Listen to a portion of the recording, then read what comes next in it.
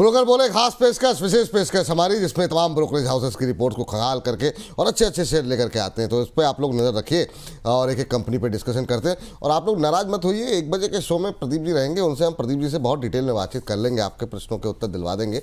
लेकिन पहले हर्ष हमारे साथ जुड़ चुके हैं। हर्ष बताइए पहली कंपनी आज। जी, पहली कंपनी टाटा स्टील की हम लोग बात कर लेते हैं। यहाँ पर मॉर्गन स्टैनली की रिपोर्ट है, अंडरवेट की कॉल दी है इन्होंने और डाउन साइड के 140 रुपए के इन्होंने लक्ष्य दिए। सबसे पहले इनका कहना है जो नतीजे हैं वो अनुमान के मुताबिक रहे हैं, लेकिन जो नतीजों में स्थिति मुनाफे में देखने को मिली है, इसके पीछे की वजह ये मान के चल रहे हैं कच्चे माल की लागत का कम होना और कोल में यहाँ पे जो खरीदारी कम हुई, इसकी वजह से प्रॉफिट में जो है स्थिति वो देखने को मिली है। साथ ही इनका कहना है स्टैंड अलोन जो रियलाइजेशन है वो अनुमान से 2% ज़्यादा है और साथ ही एबिटा भी 3% की ग्रोथ इसमें दिखाने को मिली है। यहाँ पे नीदरलैंड का जो बिजनेस है, एबिटा जो रहा है उनका वो अनुमान के मुताबिक रहा है और यूके में भी जो रियलाइजेशन है वो थोड़ा सा स्लाइटली सा नीचे है, लेकिन ओवरऑल जो नंबर है इनको ठीक लग रहे हैं। ओवरऑल नंबर ठीक लग रहे हैं, तो फिर टारगेट मतलब जितना घटाने की जरूरत क्या थी? प्रॉफिट के पीछे बेसिकली वो बोल रहे हैं। लेकिन अब ठीक है, अब वो मॉर्गन स्टैनले हैं, ठीक है, लेकिन अब हमारे जो मॉर्गन स्टैनले हैं उनसे पूछ लेते हैं। रचित जी आप सहमत हैं इस रिपोर्ट से? सर देखिए, पहली बात तो एक चीज मैं ऐड कर देता हूँ, फिर मैं भूल जाऊंगा। हर्ष बाबू के साथ शो किया था फ्राइडे को, एंड इसके साथ मतलब आप ये देखें, इस पर्टिकुलर शो के पहले हमने एक और शो किया था 3-4 महीने पहले। आपके पर्टिकुलर उसमें ना बहुत ज्यादा मैच्योर कर गए हैं, बहुत ज्यादा आपका टीचिंग्स जो हैं वो कहीं ना कहीं इस शो में दिखी। नहीं, हम तो खुद ही ज्ञान लेते रहते हैं सर, हम कहाँ मतलब, लेकिन ये है कि हर्ष बाबू कमाल कर रहे हैं सर। मतलब मैं आपको बताऊं सर, ही कंडक्टेड रियली वेरी वेल, और आप इसको अदरवाइज मत लीजिएगा, बट कमी थोड़ी कम अखरी थी, सही तरीके से। अच्छी, अरे सर क्या बात कर दी, तो बहुत अच्छी बात है सर, और ना ही बिल्कुल अखरना भी नहीं चाहिए। और हर्ष जो है बड़ा शानदार प्रदर्शन कर रहे हैं। बस थोड़ा सा प्रॉब्लम है सर, आपके जैसे ना हंसी मजाक नहीं हो पाता है, उसको थोड़ा सा वर्किंग करेंगे तो चीजें हो जाएंगी। चलिए, अभी अपना हंसी मजाक चलता रहेगा सर। टाटा स्टील में देखिए, टारगेट्स के साथ मैं बिल्कुल भी सहमत नहीं हूं। मैं समझ रहा हूं जो हमने आपको अभी शो के दौरान भी सुझाए थे कि आपको लोअर लेवल्स पे थोड़ा सा देखने को मिल सकता है। मैक्सिमम बॉटम जो है वो 154 तक मुझे दिखता है, और हायर लेवल की हम बात करें, पहला 168 और उसके बाद आप होल्ड करेंगे तो आपको 184 तक के भी लेवल्स आपको लॉन्ग टर्म में दिखा सकता है। 140 मुझे नहीं लगता सर, 140 नहीं लगता। चलिए हर्ष, अगली कंपनी कौन सी होगी? जी, पंजाब नेशनल बैंक सरकारी बैंक के नतीजे आए, उसके बाद यहाँ पे रिपोर्ट्स भी आई हैं। जेफरीज की रिपोर्ट आई है, खरीदारी की सलाह दी और उन्होंने अपने जो टारगेट है वो 120 रुपये से बढ़ाकर 125 रुपये कर दिया है। सबसे पहले इनका ये कहना है कि जो यहाँ पर इंटरेस्ट मार्जिन है उसमें जो कमजोरी देखने को मिली, उसका असर नेट इंटरेस्ट इनकम पर भी देखने को मिला है। यहाँ पर कम क्रेडिट कॉस्ट से यहाँ पे मुनाफा बढ़ता हुआ दिखा है। यहाँ पे जो यहाँ पर क्वालिटी एसेट क्वालिटी है वो बेहतर होती हुई दिखी है यहाँ पे। और इसके साथ इनका कहना है कि ब्याज दरों में जो कटौती हुई है उसका जो थोड़ा सा असर है वो कोर जो है नेट इंटरेस्ट मार्जिन पे एक सॉफ्ट सा जो असर है वो देखने को मिला है। वित्त वर्ष 2026 के लिए यहाँ पर जो आय है उसके अनुमान में जरूर कटौती हुई है, लेकिन इनका मानना है कि ये कुछ समय के लिए, लेकिन वित्त वर्ष 2027-2028 के लिए यहाँ पर ये मान के चल रहे हैं कि आय में 7 से 8% की ग्रोथ देखने को मिल सकती है। चलिए ठीक है, यानी यहाँ से करीब करीब 20 रुपये ऊपर के टारगेट। प्रदीप जी आपकी टिप्पणी क्या रहेगी? देखिए, पब्लिक सेक्टर बैंक पे ना सर मैं बेसिकली 2 चीज देखता हूँ। एक तो है बुक वैल्यू के नीचे ट्रेड हो रहा है कि नहीं। अब मैं देख पा रहा हूँ कि बुक वैल्यू जो है उससे नीचे ट्रेड हो रहा है, सो वैल्यूएशन के हिसाब से मुझे सही लग रहा है। सेकंड थिंग, मुझे लग रहा है कि एनपीए भी थोड़ा बहुत पहले से कम हुआ है, सो दोनों चीज मेरे लिए तो पॉजिटिव है। अब टेक्निकली देखा जाए तो 105 के आसपास ट्रेड हो रहा है। मुझे लगता है कि आप एक बार 92-91 के आसपास एक स्टॉप लॉस मेंटेन कीजिए, बने रहिए।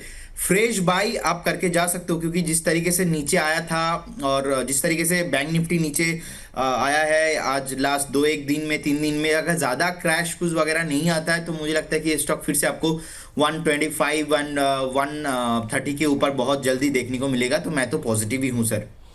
पीएनबी में पॉजिटिव है। चलिए अच्छी बात है। तो यहाँ पर 2 रिपोर्ट आ गई हैं, तीसरी रिपोर्ट के लिए चलते हैं हर्ष के पास। हर्ष बताइए। महिंद्रा एंड महिंद्रा की हम लोग बात कर लेते हैं यहाँ पर। और अगर आप देखें, मॉर्गन स्टैनली की रिपोर्ट है, ओवरवेट की सलाह दी है इन्होंने। 3668 रुपए प्रति शेयर के भाव के उन्होंने टारगेट्स दिए हैं। सबसे पहली बात तो हम लोग लगातार देख रहे हैं कि 13वां क्वार्टर है जब कंपनी की जो एबिटा है वो डबल डिजिट में आया। और फिर रिपोर्ट की अगर हम लोग बात करें तो रिपोर्ट में इनका साफ तौर पे कहना है कि एसयूवी सेगमेंट में कंपनी का जो मार्केट शेयर है वो बढ़ता हुआ दिखा है। यहाँ पर पैसेंजर व्हीकल सेगमेंट में नंबर 2 पर है ये कंपनी। इसके अलावा वित्त वर्ष 2026 में एसयूवी में जो ग्रोथ है मिड टू हाई देखने को मिल सकती है। कैलेंडर ईयर की बात करें 2026 में जो 3 नए यहाँ पर जो गाड़ियां हैं वो लॉन्च होती हुई दिखेंगी। यहाँ पर वो काफ़ी इस चीज़ को लेकर ब्रोकरेज काफ़ी पॉजिटिव दिख रहे हैं। इसके साथ ही ट्रैक्टर की डिमांड में लगातार सुधार देखने को मिल रही है। और वित्त वर्ष 2025 से लेकर 28 के दौरान 18% earning per share compound annual growth rate के हिसाब से देखने को मिल सकती है। ठीक। सर M&M हम लोगों ने टाटा मोटर्स पे बात की, फोर्स मोटर पे बात की, ये रह गया था, तो इस पे क्या व्यू रहेगा? और साथ ही साथ हमारे एक दर्शक हैं रितेश जी कह रहे हैं कि सर विपुल जी रचित सर ने टैक्स को इंफ्रा स्किप कर दिया था, तो चाहे तो टिप्पणी कर देंगे, लेकिन अभी आज M&M पे क्या व्यू है आपका? सर देखिए, कल जब इसके रिजल्ट्स पहले आने की बात हुई थी एकदम से, क्योंकि अभी क्या है इसका आज आने वाला था रिजल्ट, थोड़ा सा एक लगा था पता नहीं क्या बात हो गई जिसके चलते ही ऐसा सब कुछ कर रहे हैं। सर टारगेट्स जो है ना उसके नंबर थोड़े से इधर उधर करना चाहूंगा मैं। ये जो लास्ट वाला 8 है ये सेकंड वाले 6 से रिप्लेस कर देते हैं तो कहीं ना कहीं टारगेट सही लगेगा। 3860 रुपए तक के लेवल्स आपको देखने को मिल सकते हैं। जिस तरीके से मूव कर रहा है, जिस तरीके से इनकी एसयूवी की डिमांड है, डिस्क्लोजर मेरे पास भी इनकी एसयूवी है, मैं प्रोडक्ट यूजर हूं इनका, और जिस तरीके से डिमांड बढ़ रही है, जिस तरीके से पॉपुलैरिटी है, जिस तरीके से नया लाइनअप है, जिस तरीके से कंपटीशन दे रहे हैं, profit growth, very good, very competent stock. 3860 पे भी नहीं बेचेंगे। अगर लॉन्ग टर्म आप इसको होल्ड करते हैं तो ये भी आपको आने वाले समय में 4800 से 5200 तक के लेवल दे सकता है इन ईयर्स टू कम। बहुत एक्साइटिंग कंपनी है, जरूर पोजीशन बनानी चाहिए। टैक्स में को इंफ्रा भी निकाल लीजिएगा जाते जाते। ये बताइए कि आपके पास तो थार ही होगी मेरे ख्याल से। हाँ, ये कैसी बातें हो गई? मतलब आप ये क्यों बोला कि थार ही होगी? और भी तो कुछ हो सकता था सर मेरे पास। पर्सनालिटी सर, पर्सनालिटी देख के लगता है कि मतलब थार ही होगी। हाँ सर, थार ही है। बस थोड़ा सा क्योंकि शादीशुदा हूं तो 5 डोर वाली है, बट थार है सर। और मैं महिंद्रा के लिए सर, क्योंकि अब इतनी बात करनी है, एक और चीज बताता हूँ। आज के टाइम में इंडियन कार मेकर्स में अगर कोई बहुत एक्साइटिंग इंजन बना रहे हैं, इनका सर जो पर्टिकुलर इंजन है, एक 2 लीटर पेट्रोल इंजन जो थार, एक्सयूवी 700 और सब में आता है सर, अमेजिंग इंजन बनाते हैं। एवरेज बहुत गंदा है, मतलब मेरे को कई बार 5 का एवरेज देती है, बट परफॉर्मेंस जो है ना सर वो शानदार है, क्रेजी है, बहुत शानदार। चलिए हर्ष के पास चलते हैं। हर्ष, आज की आखिरी कंपनी बताइए जी। नवीन फ्लोरिन की हम लोग बात कर लेते हैं। नवीन फ्लोरिन को लेकर जेफरीज की रिपोर्ट है, खरीदारी की सलाह दी है और 6025 रुपए का इन्होंने लक्ष्य दिया है। इससे पहले जो टारगेट्स थे 5280 थे, यानी कि अपग्रेड करते हुए यहाँ पर टारगेट्स दिखे हैं। और इनका कहना है कि चाहे आप एबिटा की बात कीजिए, चाहे प्रॉफिट आफ्टर टैक्स की बात कीजिए, एक अच्छा खासा जंप 10 से लेकर 15% का जितने अनुमान थे उससे बेहतर दिखाया है कंपनी ने परफॉर्मेंस के लिहाज से। यहाँ पर R32 यानी कि ये जो एक केमिकल होता है जिसमें एयर कंडीशनिंग और हीट पंप में जो सिस्टम्स के तौर पर इस्तेमाल किया जाता है, इस केमिकल के दम पर यहाँ पर जो प्रदर्शन है वो बहुत ही शानदार बढ़ता हुआ दिखा है। यहाँ पे पिछले 3 सालों में जो कंपनी ने 2000 करोड़ का जो कैपेक्स का इस्तेमाल किया था, जो कैपेक्स का जो यूज़ करते, अब वो है उसमें जो है स्थिति है पॉजिटिव वे में दिखने को मिलेगी। साथ ही वित्त वर्ष 2025 से लेकर 27 के दौरान 36% अर्निंग पर शेयर जो है कंपाउंड एनुअल ग्रोथ रेट के हिसाब से बढ़ने की उम्मीद जताई जा रही है जी। चलिए, तो ये बात यहाँ पर प्रदीप जी आपकी टिप्पणी। देखिए, मैं तो इसमें पॉजिटिव ही हूँ। जिस तरीके से मंथली ब्रेकआउट है, वीकली ब्रेकआउट भी है, और जिस तरीके से परफॉर्मेंस हो रहा है, मुझे लगता है कि ये जो है फॉलो अप बाइंग और आपको कमिंग डेज में देखने को मिलेगा। और लास्ट ईयर भी आप देखेंगे कि ऑलमोस्ट 15.5 के आसपास तो FII होल्डिंग था, वो अभी इंक्रीज होकर ऑलमोस्ट 22% हो चुका है। और मैं तो इसमें स्पेशल और एक बात क्या है सर, लास्ट टाइम जब हमने आई थिंक कुछ 15 दिन 20 दिन पहले ही बात किया था, उस टाइम पे 5000 के नीचे था। उस टाइम पे भी मैं पॉजिटिव ही था और मैंने बताया था आपको, मुझे याद है कि 5500 के आसपास टारगेट हो सकता है। 5360 के आसपास अभी चल रहा है। मुझे लगता है कि स्टॉक में अभी भी मोमेंटम बाकी है।